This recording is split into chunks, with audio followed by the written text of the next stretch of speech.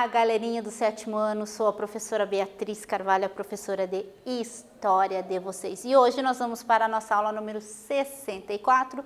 Vamos relembrar alguns assuntos que nós estudamos no trimestre. E sabe quem está hoje aqui conversando e ajudando para conversar com os nossos colegas surdos? Os alunos surdos da professora, a Elaine. Olha lá. Oi, tudo bem? Que bacana, né? Então vamos lá? Vamos começar a nossa aula? Combinado? Vem com a prof. Começamos com os objetivos da nossa aula de hoje. Vamos lá? Identificar a origem dos africanos trazidos para o Brasil.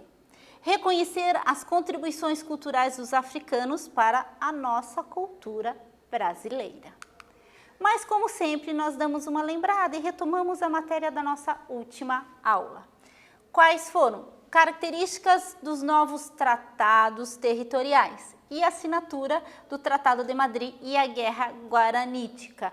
Nossa, que confusão, né? A Espanha pegava e brigava com Portugal, essa terra é minha, essa terra não é de ninguém, teve Sepete e Araju. Que aulinha complicada, né? Mas agora vocês já entendem sobre o Tratado de Madrid, Badajoz, o Tratado de Santo Ildefonso. Agora eu sei que tudo está na pontinha do lápis e na pontinha da língua, não é mesmo, 7º ano? Vamos lá. Olha que bacana, a professora trouxe um mapa bem legal para vocês, né? Como era o tráfico humano. Né, chefes políticos e mercadores comercializaram, olha lá, a maior parte das pessoas para a América Portuguesa. Olha lá que bacana. Origem dos africanos que vieram para o Brasil. Só para vocês terem uma ideia de onde vieram, né, de que parte da África vieram os escravizados para o Brasil. Então nós temos Moçambique, veio muitos escravizados de Moçambique para o Rio de Janeiro, Angola, Guiné, para a Bahia, Angola, Pernambuco e Rio de Janeiro. Então, dessa parte do Congo, né, nós vamos estudar os povos dos bantus, né? Essa parte aqui, ó, eram os escravizados que vieram para a colônia americana. Então, vamos lá. No século XV, com a chegada dos portugueses à África, a escravidão se avolumou, cresceu e as guerras se multiplicaram. Alguns líderes africanos, príncipes e reis, os monarcas africanos, desejavam ter armas de fogo, claro, né, para manter ou ampliar o seu poder. Os europeus, por sua vez, desejavam escravos. Olha a troca. Assim, a troca de pessoas por suprimentos e armas era uma prática que acentuou a escravidão de pessoas. Então, né, alguns historiadores contam que sim, existia a escravidão na África antes dos portugueses chegavam lá, que eles, né, colonizaram, existia sim entre uma tribo ou outra. Aí aconteceu exatamente isso, os monarcas, os príncipes, os reis africanos trocavam os seus escravos por mercadorias, né, exatamente pelas armas de fogo. Então vamos lá, iniciou-se então o tráfico humano. Que triste, né, galera?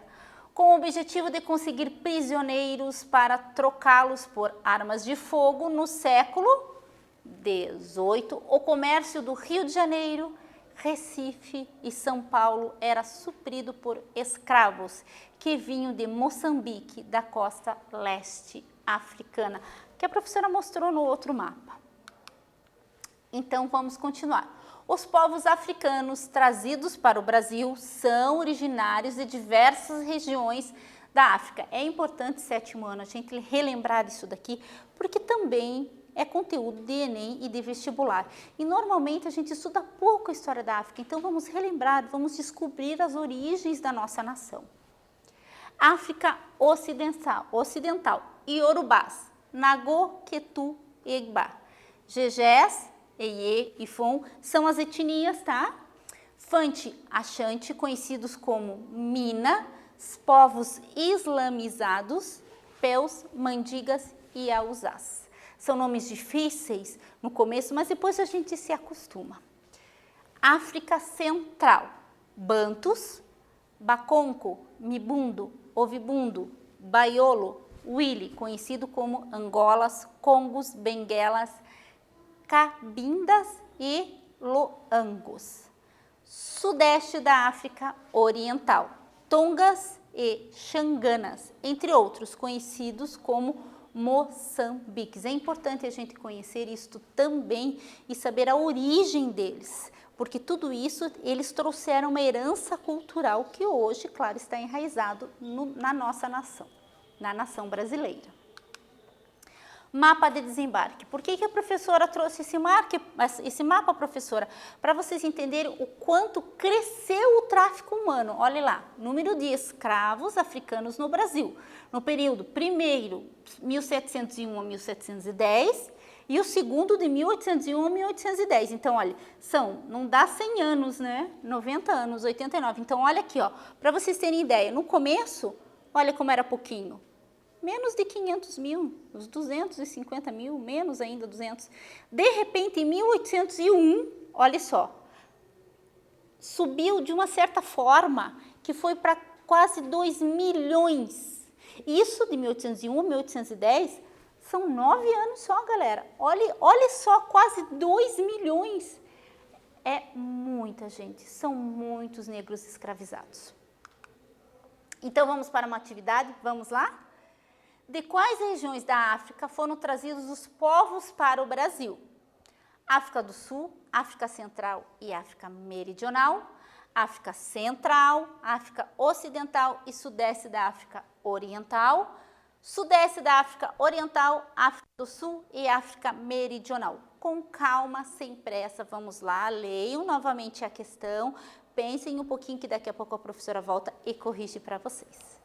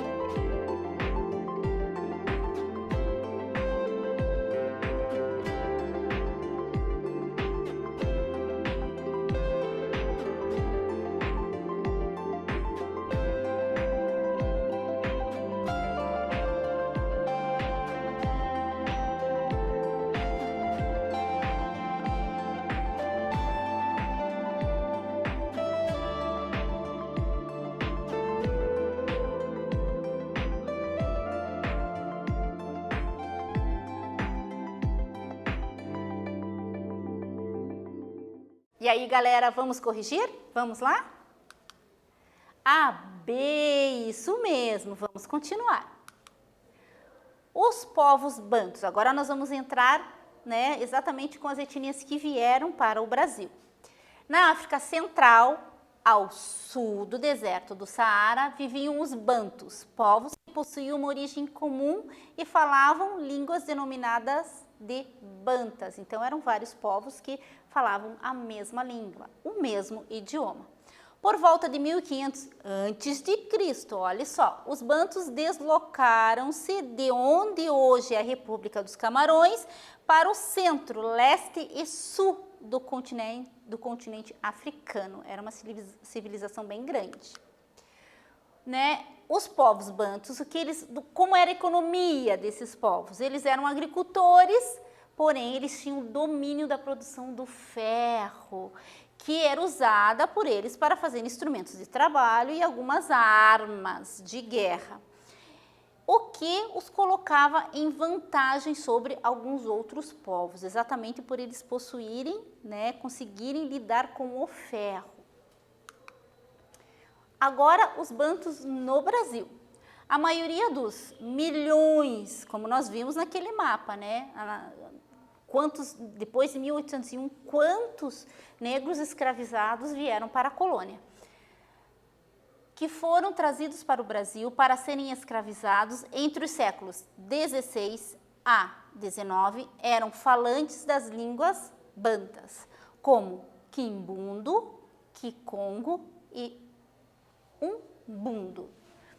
Milhares de palavras da língua portuguesa hoje faladas no Brasil são de origem africana. Vocês sabiam, sétimo ano, que tem um monte de palavra nossa que vem de origem africana? A professora trouxe algumas. Olha lá, vamos ver. Berimbau, que é um instrumento musical usado, né, na dança da capoeira. Caçula, o filho mais novo. Canjica, ai que delícia, canjica, isso lembra a festa junina, com canela, gostoso. Carimbo, né, aquele selo, o carimbo, olha só, eu não sabia que carimbo era de origem africana. Cochilo, como é bom tirar um cochilo depois do almoço, não é verdade? Fubá, olha só. Moleque, quem nunca disse, moleque, não joga aviãozinho na aula da professora de história, viu? Olha de onde veio. Quitute, lembra das quituteiras? As quituteiras eram as escravas de ganho que nós já estudamos, que vendiam seus doces nas praças, lembram? Então, era quituteira, porque elas vendiam quitutes, doces, cocadas. E samba, olha só, exatamente o samba, a origem da palavra, né, mais conhecida no nosso país é de origem africana, olha que bacana. Agora vamos falar dos sudaneses. O que são os sudaneses? Vamos prestar atenção. Eram todos os povos da região do Sudão. O que isso quer dizer? Apesar de hoje representar um país, historicamente se dizia respeito a toda a África abaixo do deserto do Saara. Então não era, esses são sudaneses, aquela tribo. Não, toda a região abaixo do deserto do Saara era considerada sudanesa, tá? Então eram os sudaneses. A expressão Sudão vem do árabe e significa a tradução Hud, país dos negros.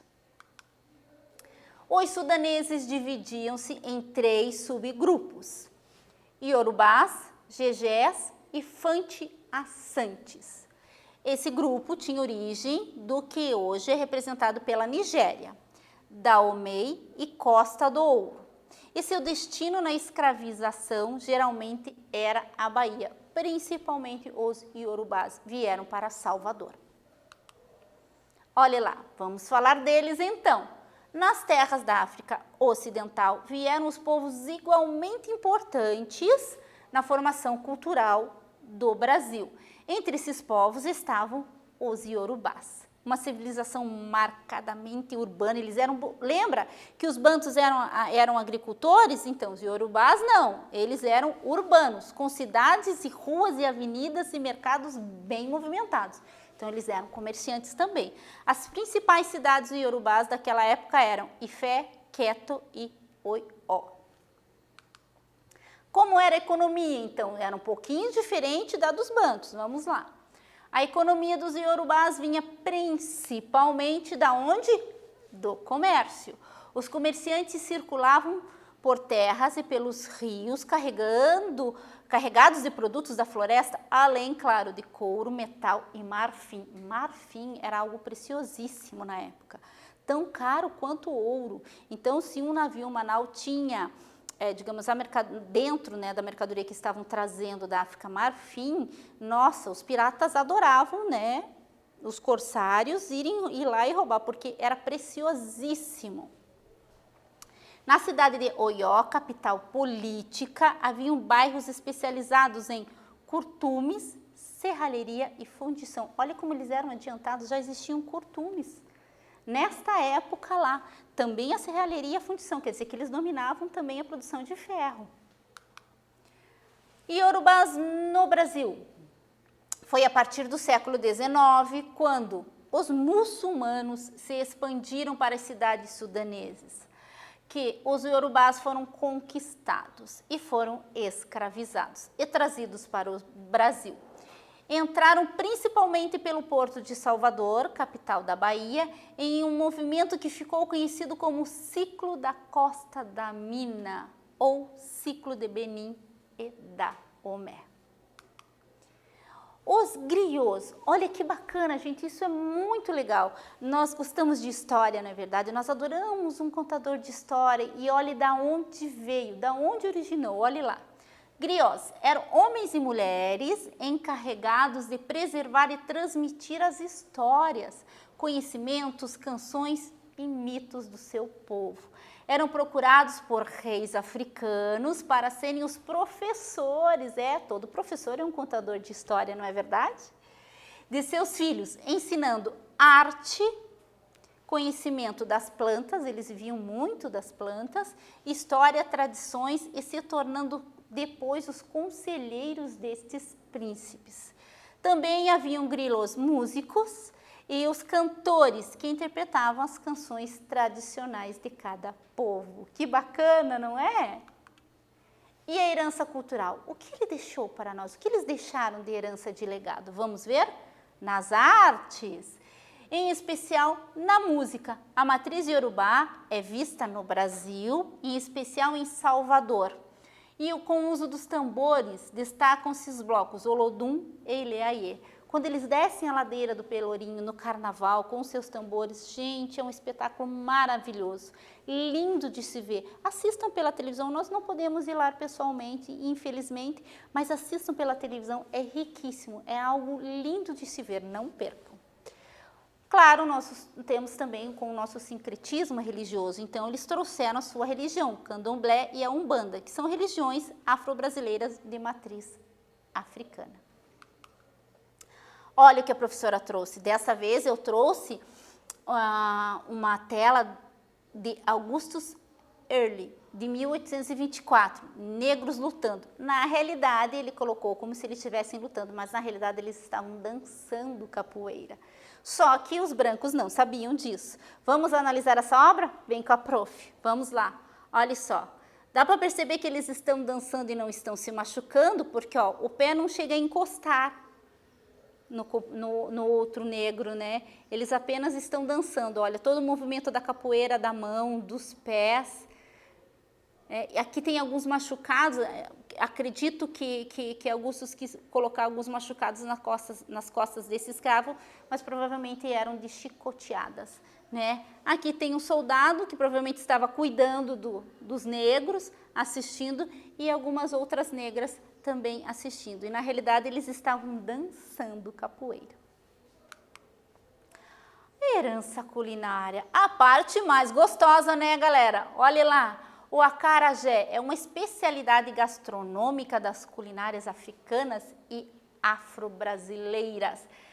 Tratava-se de, o que é? É um bolinho feito de massa de feijão fradinho, que é um feijão mais clarinho, tá? Cebola, sal, e é frito em azeite de dendê. Dendê também é uma palavra descendente afro. Então, eles fritam esse bolinho, é uma delícia. Só que se você for comer, cuidado, pede com pouco pimenta.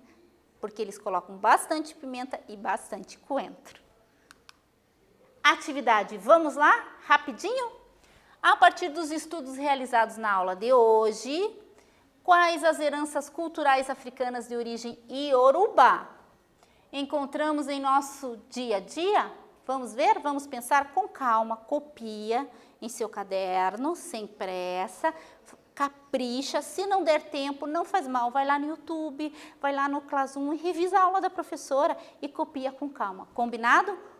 Um tempinho, rapidinho, a professora já volta e corrige para vocês.